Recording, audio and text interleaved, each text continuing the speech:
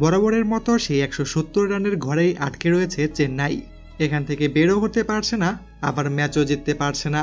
এবারের আসরে batting bowling fielding কোনো কিছুই ঠিক নেই চেন্নাইয়ের। অধিনায়কত্ব পেয়েও MS ধোনি চেন্নাইকে ম্যাচে ফেরাতে ব্যর্থ।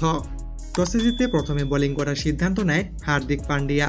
চেন্নাইকে ব্যাটিং করতে পাঠিয়ে অল্প রানেই আটকে দেওয়া ছিল মুম্বাইয়ের লক্ষ্য, আর সেই ফাঁদে ধরাও পড়ে চেন্নাই। শুরু থেকে খুব বেশি বড় শট খেলতে পারছিলেন না ব্যাটাররা। প্রথম 10 ওভারে 3 উইকেট হারিয়ে রান তোলে মাত্র 70। এরপর শিবম দুবের 32 বলে 52 রানের ইনিংস এবং শেষ বেলায় জাদেজার 35 বলে 53 রানের ইনিংসে অনেক কষ্ট করে 176 রান সংগ্রহ করে চেন্নাই। মুম্বাই কিন্তু এর জবাব দিতে নেমে চেন্নাইয়ের মতো এমন ধুকে ধুকে ব্যাটিং করেনি। শুরু থেকে বাউন্ডারি মারছিলেন ব্যাটাররা।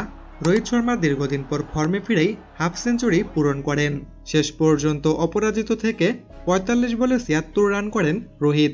সূর্যকুমার যাদবও এরপর 26 বলে হাফ সেঞ্চুরি পূরণ করেন এবং 30 বলে 68 রানের ইনিংস খেলে ম্যাচ জিতিয়েই মাঠ ছাড়েন তিনি। 176 রান তাড়া করতে যেখানে 15 ওভার 4 বল লাগে মুম্বাইয়ের। মুম্বাই এখনও পয়েন্ট টেবিলে সুপার 4-এর আশা রাখলেও বলা যায় সেই আশা আর নেই চেন্নাইয়ের। 8 ম্যাচে মাত্র 2 জয় নিয়ে পয়েন্ট টেবিলের একদম শেষ অবস্থান করছে চেন্নাই সুপার কিংস।